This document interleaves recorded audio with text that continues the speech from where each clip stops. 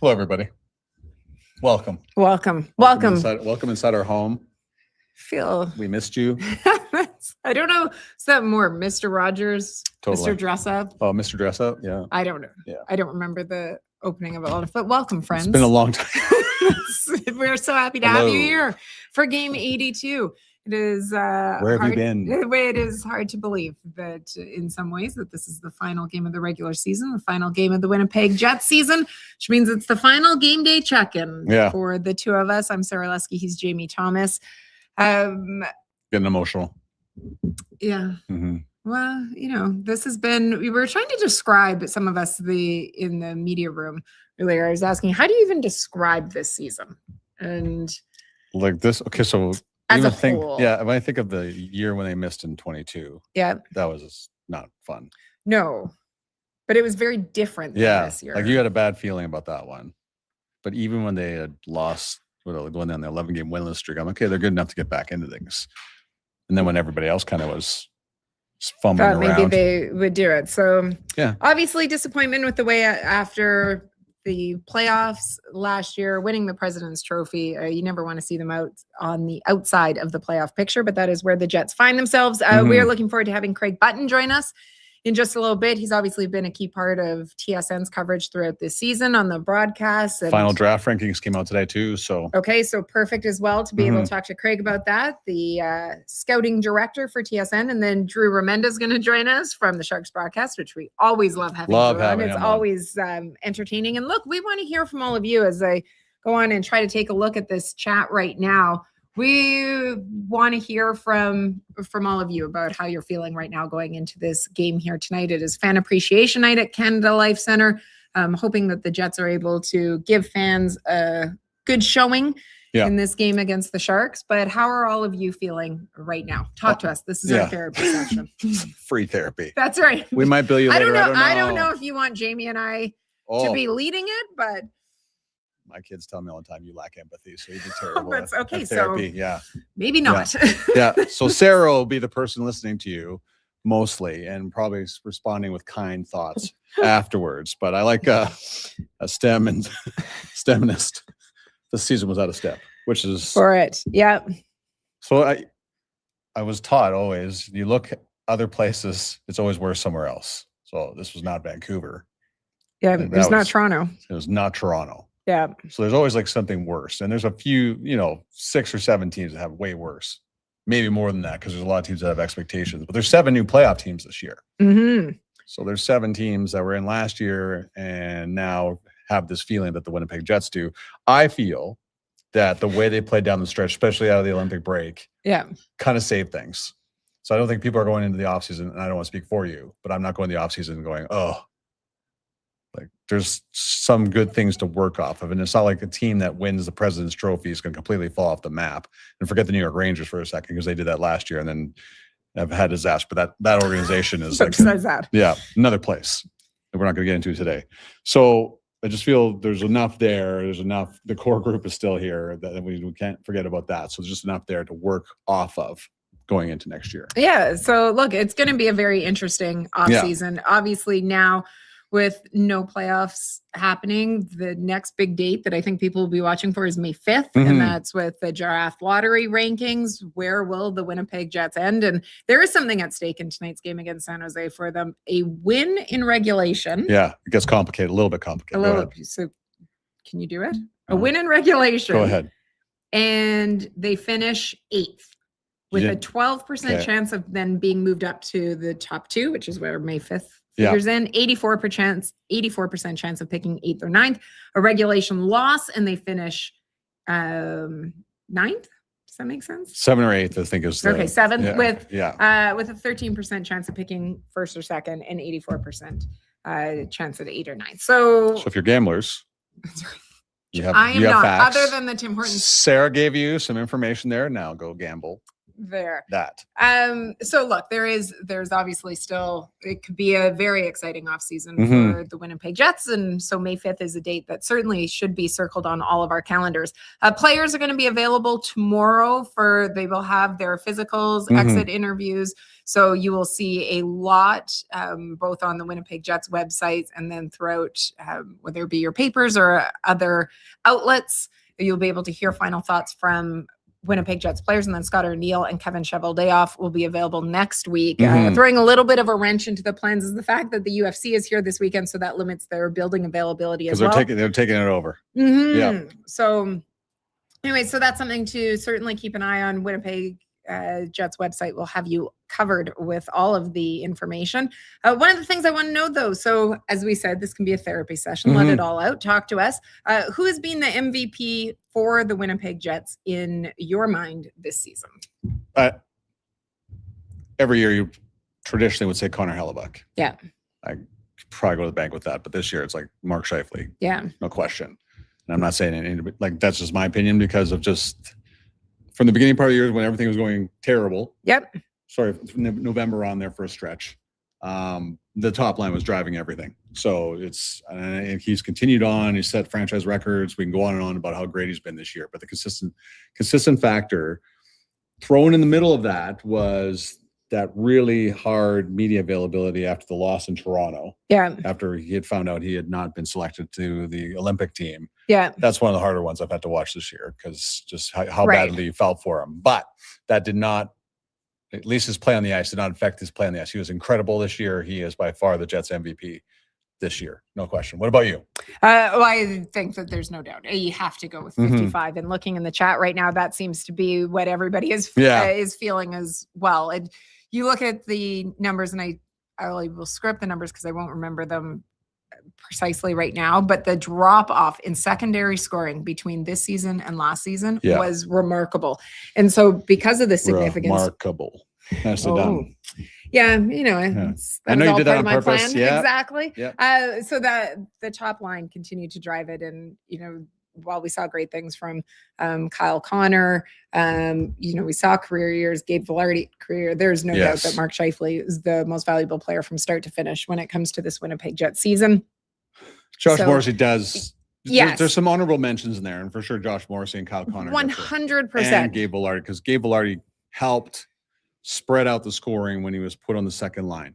And that has to be a play in there too. And I think even a little bit further down, and I'm not saying so much MVP, the fact that we've got some good looks at younger players this year. Yeah. That's been instrumental too, or very important for the long-term vision of this organization, that some younger players have got some looks. Yeah. Well, let's take a look at what the projected lines are tonight, because as much as we are talking about the offseason, yes, there is still a game to be played, of course, tonight. And so you look at it, familiar lines when you think about what we saw last game as well. If you go on to the Winnipeg Jets website, you'll be able to see sound from inside the room today with the availability. Adam Lowry spoke. So too did Ville Heinola. And, you know, he's in the lineup again tonight in that third pairing. It has been such a challenging season for him. And he spoke about it. And to be honest, it absolutely, I mean, I go full mom mode here. Yes, you do. It really tugged at the heart listening to him, you guys. And he spoke openly about how this is the most difficult season for him, that he was working with a mental performance coach to try to help him with it. And you feel for him. So whatever happens going forward, you know, you wish Ville the best. He is so great to deal with. Yes. And so you really want to see him have the opportunity, that injuries have derailed him so much in his young career. And then we also see on these projected lines, you see the young players again. And you mentioned, I mean, this has been an opportunity to be able to see young guys come up. And that is something that if there is a narrative that Winnipeg Jets fans have certainly been going with for the last few years, it's been that they want to see some of the prospects. I think that it's very fair to say, although everybody wants to see what the future could hold, that not all of them were in a position, their games weren't in a position to be able to bring them up earlier on. You have seen the evolution. Look, Brad Lambert, as much as people say the way that he's playing now, that is not the way that he was playing in October. No. And so he has matured, and his game has evolved as well, which is exactly what you want to see. But bringing him up and keeping him up here early was not the best for his development. And so a positive sign to be able to see some of these young guys elevate their game. Yeah, and I think another, Nikita Chiprikov was given a top 6 shot earlier in the year, and I think it's good to remind people that he had suffered a very serious knee injury, and he's almost in that he's in the year past a year of recovery now. So that's when you can fully see what traditionally that a player is at his best after a year after this type of surgery. So Nikita Chiprikov has looked what we thought he is. He was extremely aggressive the other night in Vegas, drew the ire of the Golden Knights a couple times in that game. Yep. When he plays like that, that's peak Nikita Chiprikov. And yes, he can throw in offense as well, but love that fourth line with Yager, Chiprikov, and Kepke. There you go. I had the opportunity. Braden Yager was the 4th Winnipeg Jet this season to bring to make his NHL debut. It happened in Vegas, and I had the opportunity to catch up with him this morning. Braden, we haven't had the opportunity to talk to you since making your NHL debut in Vegas. You got to give us an idea. What is that experience like for you? Yeah, it was insane. Just like getting off the plane. I mean, even the whole plane experience. Obviously, I've done it before in preseason, but but it's different during the regular season. Yeah, it was crazy. Just having like little time to pack, showing up on the plane, and you get food on the plane and everything. So not used to that, but yeah, I mean, getting to Las Vegas, crazy city, getting to walk around and see some of the stores and the crazy things that are there, and yeah, I mean, then it was just unreal. Getting to do the solo lap and spend time with the guys, and yeah, it was just an unbelievable experience. I can only imagine some of the nerves going in, but that solo lap, and Vegas is quite the spectacle there as well. What were the emotions as you were walking out there? Well, yeah, I think I said it in an interview earlier, just the first things don't fall, and then maybe hit the net on your first shot too. So yeah, I mean, that's the first emotions, and then just kind of taking it all in, trying to at least. I mean, it's your dream come true to make, do your solo lap and get to play your first game. So yeah, it was unbelievable. And playing on back-to-back nights as well. So did it feel different in that second game than it did in the first? Yeah, for sure. I mean, a little bit more comfortable. Yeah. I think you kind of, as the game goes on, you feel more comfortable, and you kind of realize it's just another hockey game, and you start to kind of relax a bit, but it still is the NHL, and it's your first couple games, so it's yeah, I mean, I feel like it's pretty normal to be a little overexcited and nervous. Of course. But, yeah, I mean, yeah, it's been great. So tonight will be your 3rd game. What is it that you hope that you've shown the coaching staff and management here with this opportunity? Yeah, I think the first thing is that I'm having fun. Yeah. But yeah, I mean, I feel pretty comfortable. I think my skating ability and my hockey IQ, I think fit in, and hopefully, I think just getting more and more comfortable. I think holding onto the puck and showing my skill set is something that can try to do in the last game. But I mean, it's a short amount of time. Just gotta have fun, enjoy it, and have a good summer, a good playoff run with the Moose, and come into next camp and be ready. Appreciate the time. Thank you. Sarah does put people at ease when you ask them questions. Wow. I don't know about that. I was distracted the whole time going, why didn't I pull my shirt? It was all crumpled up. Oh. Nobody notices these things. I need to take a mirror with me. It's embarrassing. Well, sometimes the people that shoot the videos should point it out. Yeah. Sarah, you look like a mess out there. Sarah, what? You know who never looks like a mess? Just get out of bed, Sarah? You know who never looks like a mess? No, ever. Craig Button. He's got one of the best fashion senses in the NHL. Wait, he looks like he's scrambling here. Oh, what? I'm on. I just got back from a long run. Oh, you're muted, Craig. Hold on. I'll unmute you. No, go ahead, Craig. I have to unmute yourself. Let's see if we can. He's coming. Wait for it. There we go. Oh, no, I'm good. Sorry. I don't carry a mirror with myself because I don't want to look at myself in a mirror.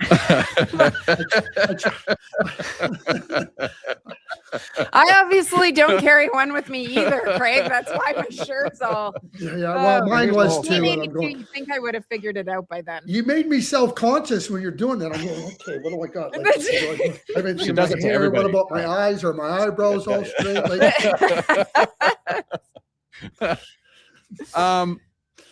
Craig, welcome. It's a big day, and we'll get to the Jets in a second. It's a big day because the final rankings for the draft eligible players was released today, both North American and European, and of course on top of the list is McKenna and Stenberg on the other side of things. Did McKenna do enough towards the end of the year because he kind of knocked himself down a little bit at the World Juniors? Did he build up enough momentum to earn that opportunity to be the #1 North American skater? Couple of things. I just want to add something. He averaged 2 points a game at the World Junior Tournament. He was the second leading scorer. Right. I would hardly suggest that Gavin McKenna didn't play well at the World Junior. He had one game where he wasn't very good against Czechia. That's what I was going to get to, Craig, is like I should have said that was unfair how he was judged at the World Juniors for that reason. Well, again, if you want to go and watch a player and you're going to leave the game, he played good, therefore he's good, or he didn't play good, he didn't play bad. Guess what? Every player has had a bad game. Great players have had nights and weeks sometimes when they haven't been at their very best. And you got to watch players over a period of time. You got to watch them and see how they progress, and especially with young people. I mean, are you going to go look at a 15-year-old kid in high school and sit down and go, well, geez, they didn't do very good on this science test. But now all of a sudden at 16, they do well on a science test. Then at 18, they bomb a science test, and now therefore they're not good at science. Yeah. There's so much going on in young people's lives and what they're going through, the new experiences and everything. And as it relates to Gavin, to me, I've watched Gavin since he was 14 years old. And, the things that I've watched him be able to do and excel at have been tremendous. Not every time he's been at his best, but over time. I think that when I watched him go to Penn State at the NCAA, he was ready for a challenge. He knew that it was going to be a challenge playing against older players and stronger players. He knew that the grind of college hockey was going to be different than junior hockey. He wasn't looking for the comfortable path. Second to that is the level of skill that he was playing at Penn State, thinking ability, skill level, wasn't anywhere near as high as what he left. Mm-hmm. And I think after he came back from the World Junior, I think one of the greatest things that Gavin McKenna showed was he recognized who he was playing with. He got the best out of them. He got the best out of himself. And by extension, the team elevated. He didn't go about his business saying, well, that guy's not very good. Early in the year, I chuckled because I said when he gave up the puck, it went to a black hole. It wasn't coming back to him. And it wasn't that players weren't trying. They weren't as good. But he recognized that. And then he took it upon himself. And I saw that progression in the second half of the year, and he was tremendous. And I think he's a tremendous player. All this time, I don't think there's a better player available in the draft at this time. Now, we know that 5 years down the road, there might be a better player. I joke about this all the time. Everybody says take best player available.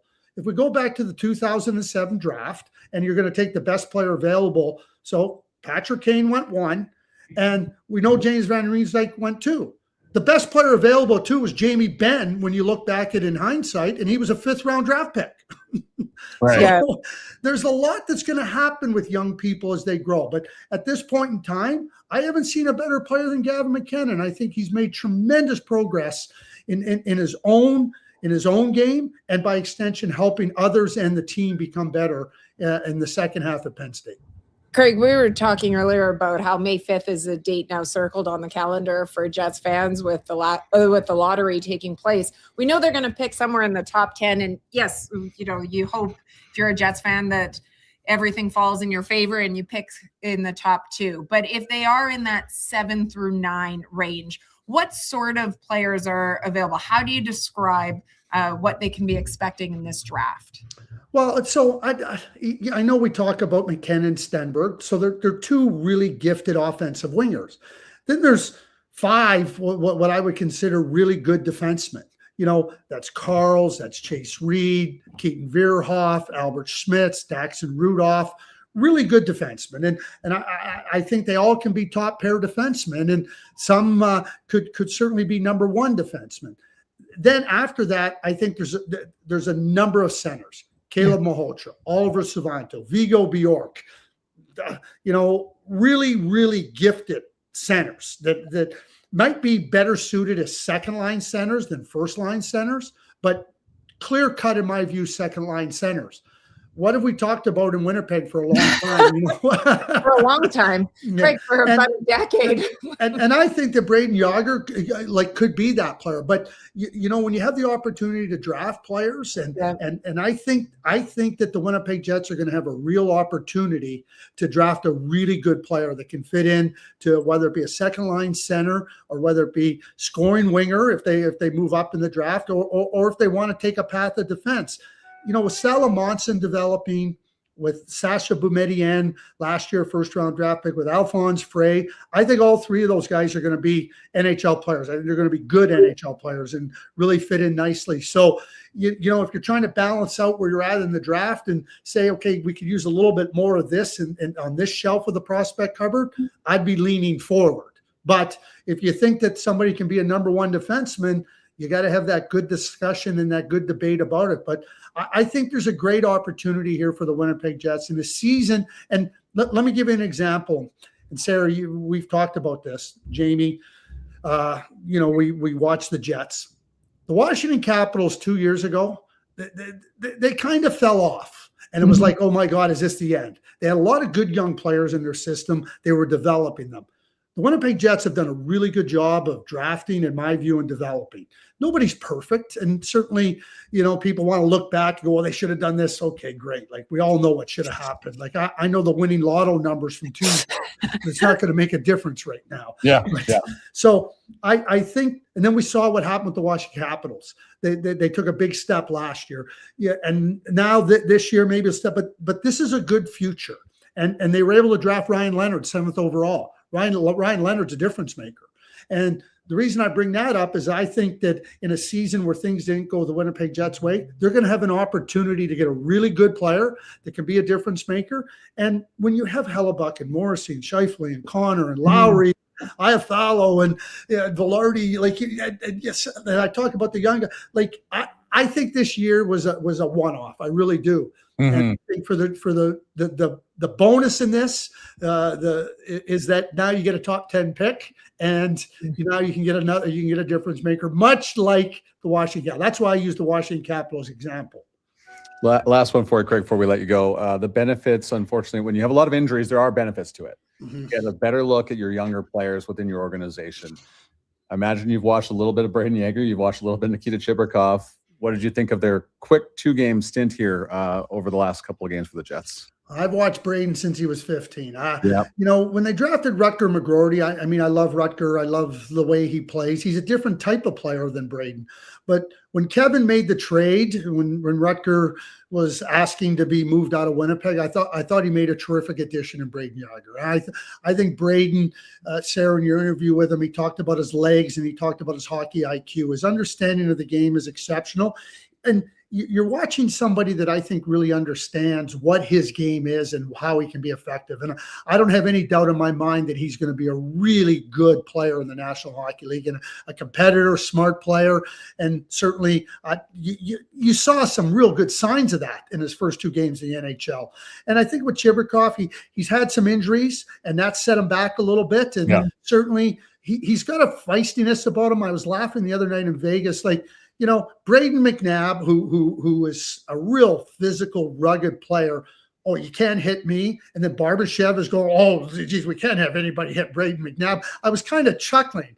I go, like, Chibrikov is just competing like you guys do. But I get it. They're trying to send hey, young guy, you better be careful. But Chibrikov's not going to back off. You know, you got Roseanne who's come in and he's going to be a good offensive player. The speed, the quickness, the skill. I mean, we know that the scoring fell off for the Winnipeg Jets. So I think there's promise in this organization. And again, the disappointment is palatable. And when you have high expectations and you set the bar high, you should have disappointment. But this is not a dark future. You know, I'm going to be critical here. This ain't the Toronto Maple Leafs. Hey, I know Sarah made you nervous. Your shirt looks fantastic. Your hair looks really good. She does that to me all the time. I question myself how I look that day because she gets the eyebrow raised whenever she looks at me. Have fun her judging you tonight on the show. Yeah. Craig, we always appreciate the time and the insight. And I know that, when looking at the chat right now, all of the viewers right now really appreciate it too. So thank you very much, friend, for imparting some of your wisdom upon us.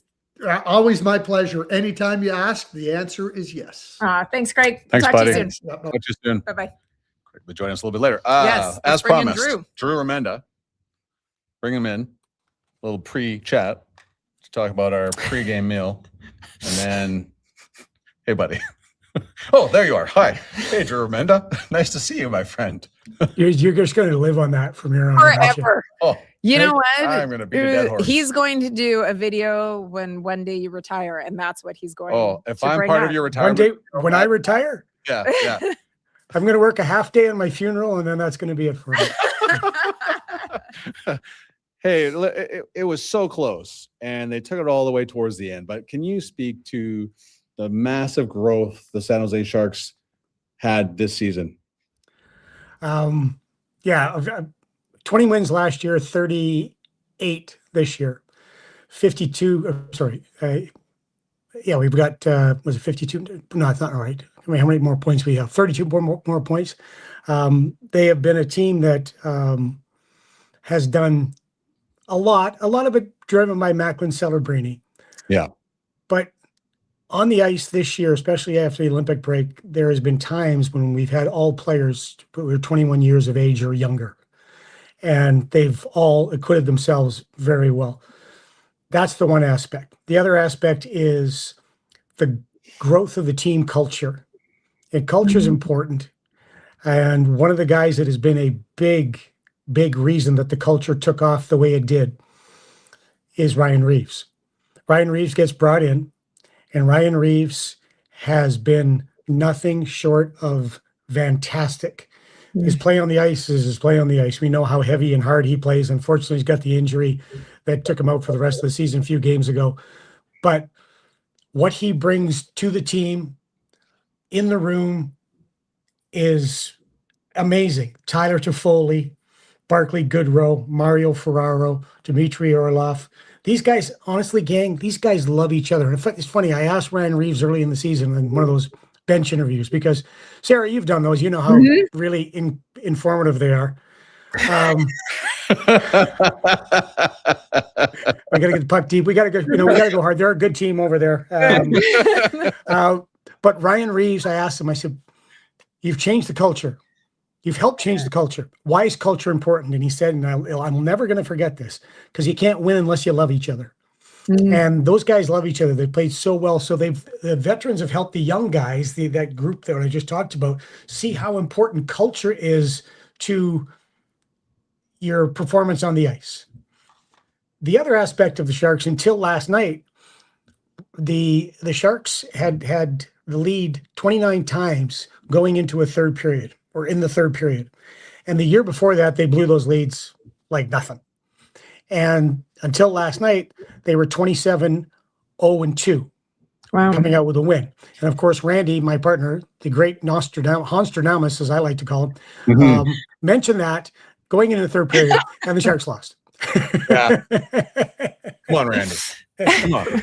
But it's been, honestly, I've been around a lot of teams, obviously, in 35 years in this league, and especially with the San Jose Sharks. And we've had very good teams. And we've had teams that are a bunch of great guys, and they get along, and they had good culture. But this team has been so much fun to be around. And this team has been so much fun to cover, so much energy and excitement. And like I said, love for each other and love for being a San Jose Shark. It's been one of the most exhilarating years that I've had as a broadcaster. And at my age, it's just been a privilege to be around these guys. Well, it's funny when you use the word culture, because obviously that has been a hot word around the NHL in the last couple of days. But one of the things too is that when you talk about how this team, you can see the fun that they're having, the love that they have for each other, that culture. I have heard nothing but great things about the environment around the Shark Tank, just in general, again, Sierra, because for people that haven't had the opportunity to be there, back in what I will say is kind of the heyday of years ago. Oh, so fun. Such a fun building. I'm not going to lie, an awful press box in terms of sightlines. You think? What those don't like those steel beams going across? Okay, all right. I get to teach his own. That's right. But it was an afterthought. Great candy selection, though. Yeah. But the atmosphere was always fantastic. You would do playoff games or anything there. And that is what I've heard from everybody kind of around the league that has been back in there. And I think how great that is, not only for the market, but obviously for the league and continuing to help grow the game. It's been fantastic. The fans are back. And the funny thing is, though, the demographic has changed. It could be the fact that I'm close to being a pensioner, that the demographics changed. You have so many people coming up to you going, I grew up watching you, and you just want to go, thanks, I guess. It's so depressing when people it is when people do that. But to start the game, because of, like, let's face it, the cutie pies that we have on the team. Yeah. Okay? The two cutie pies are the two cutie pies. And Will and Macklin are great. They're stars. They're absolute stars, but they are, they hate it when I say that about them, by the way. But when the game starts, before the game starts, we saw it last night in Chicago. The doors open and you see people running down to that warm-up area right by the glass. Everybody's got signs. We've seen it every building we've been in. Columbus, Philadelphia, you name it, people are around. And the demographic is the demographic you would think we would see with Macklin and Will, right? And it's great. 71 jerseys, 2 jerseys, Eklund jerseys, all those guys have got the jerseys all over. Fans are down there at warm-up, and the excitement level is palpable in the Bay Area, because you think about the Bay Area, you've got the Giants, you've got the Niners, you've got the Warriors, and you've got Cal, Stanford, and all the other colleges in the area, San Jose State. And you have to make sure that you are putting a product on the ice that are going to bring people to the building, and people are coming back to the building. We've had a very good year attendance-wise, not like the old days where we sold out all the time, but the tank is back without a doubt. The enthusiasm is there, and people are pretty excited. True. I love asking this question in this way, because I always remember Mario Lemieux. He's up and coming, big star in the National Hockey League, but when he played with Wayne Gretzky, what that meant for him and his career. You know where I'm going with this. Yeah. What did playing with Connor McDavid do for Macklin Celebrini? I like Connor McDavid's line when they came in to play us, and when they asked him about playing against Macklin now, and he went, "I'd rather have him on my left side." And I thought, that's tampering. That's tampering. Knock it off. But I see you. Yeah. I think with Macklin brought it up to some of the guys. The game where it was the semifinal game, and I think Macklin had like 8-9 shots or something like that, scoring chance after scoring chance, and he said that he hardly took a stride that game. He said, he's playing with McKinnon and McDavid, and he said he hardly had to take a stride, because all of a sudden he'd be in the spot and they'd find him with the puck. The thing about Macklin, though, is he is a very astute young man. At 19 years old, how he reads the game, how he sees the game is incredible. When you watch him, he's like McDavid, coming through the neutral zone, heads up all the way, never looks at his feet, never looks at the puck. He's a guy that I would say is a student of the game, but in a way that when he's doing it, that's when he continues to learn. When you'll see him on the bench, he comes back to the bench, grabs the tablet, and looks at it. And I asked him, I said, "What are you looking at?" And he went, "How to be better." And so when he watches McDavid, he was, I think, just impressed with how efficient McDavid was at finding people when he had the puck. That's the thing I think that maybe we look at with Connor and don't quite understand just how well he sees the ice. Or maybe we do. And I just don't think Connor gets enough appreciation. No, I don't think he does either. For being the greatest player on the planet. Yeah. And the things he does, yes, we see his speed. Yes, we see his scoring ability. But Macklin was astounded with how smart of a player he was with the puck, seeing everything that he sees. Buddy? Yeah. It was well worth the wait having you come on the show. Yeah, sorry about last time. So. I'm not even talking about that. It was Thank you. Really nice to see you. Wow. And I missed you, he's just, it's game 82. Drew, he's sentimental. Yeah. Yeah. You're going to miss everybody. I thought I was doing something in April. I'm not. So I don't know. I'm gonna have to watch the lottery on May 5th. So you're complaining that you don't have anything to do for the next few months, and you can get some sun and True. And, yeah. When your wife knows you have nothing to do, what happens? Well, we spend quality time together doing various things around the house. He might have a lot more time on his hands than he thinks at the rate he's going. Yeah, she never watches anyway. So wait a minute, I want to get. Well, we'll talk about it another time. Thanks, buddy. Enjoy the game tonight. We'll see you here a little bit later. Gang. Great seeing you. See you, Drew. Thank you so much to Craig and Drew. We're running a little bit over right now. We do quickly though. We have to do our Tim Hortons challenge for the last time in April. Just want to say we just got to get used to it, and now I am on a 2-day heater. Right now, my Lord! Which I know that we need 7 days. Yeah, I know. You're 5 days away from free coffee, but 2 days, I am pretty pumped about. So I feel like I'm best friends with my Tim Hortons app now. Yeah. Yeah. When you have your chance, play to win. Yep. Open up the app. You get your picks in front of you. So I'm going Gabe Velarde. That was who I chose too. Okay. Jimmy Snuggerud. I went Nicholas Roy. And Cole Koepke.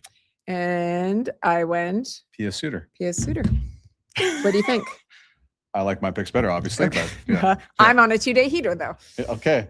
I'm every day I wake up now and I put in, I get how disappointed. Many times can you say 2-day heater? I've heard you say 2 days. 30 times before the show. Look, it is the little things that one grabs onto this. But before I go to sleep at night, last night I went through and I had to go through and check 1 7-day and a few 6-day runs. Hey, Joseph, when we get off the show, I'm going to give me my phone number or your phone number, and I'm going to phone you every day because I can't lose to her. Look, this is the final one. We are hoping to do one more check-in next week after the Scott O'Neill and Kevin Cheval day off availability to be determined, but we will let you guys know. We are hoping to make that happen. We have Paul Edmonds, so hang in there. Mitchell Clinton in, so we could have potentially one more. But look, you guys have been with us last season, this season as well, all 82 shows, and as you know what, I know that the Jets appreciate your support, whether it be here in the building, at home, but we do as well with check-in. We love being able to see your comments, interact with you as well. This is by far the best part of the job. For it, I agree. We always even to the 11 game, whatever that was. It was a winless streak. It was not fun coming to until we did to the show. Not. Like your guys' optimism, when your guys' optimism didn't wane that much. But you know what? We had so much fun talking about soup with you guys and how that became a thing. Oh. I know. I wasn't, but it's on par for game 82. That's the perfect way to close it out. We have not mailed it in, yes. Look, we thank you all. We plan to do check-in again next year. Yeah, of course. Yeah. And I like Aristotle said, if we do a check-in update show a few times over the summer, Yeah, that would be great. We look forward to it, but I'm trying to go to the draft too, so just cross fingers. My fingers are crossed for you, my friend. Thanks. And then we'll do a show. I'll call you in the show from the hotel in Buffalo. So what you doing? So Sarah, what'd you think of the second round? Again, we're hoping that the Winnipeg Jets are able to close it out with a win here tonight. The very least, a good effort. Well, going through it, there's a lot of disappointment in that room over the fact that that their season is ending after tonight. But you talked about it, the core optimism. We heard Craig Button say it as well, that look, this isn't something where you look at and go, this has to be torn down.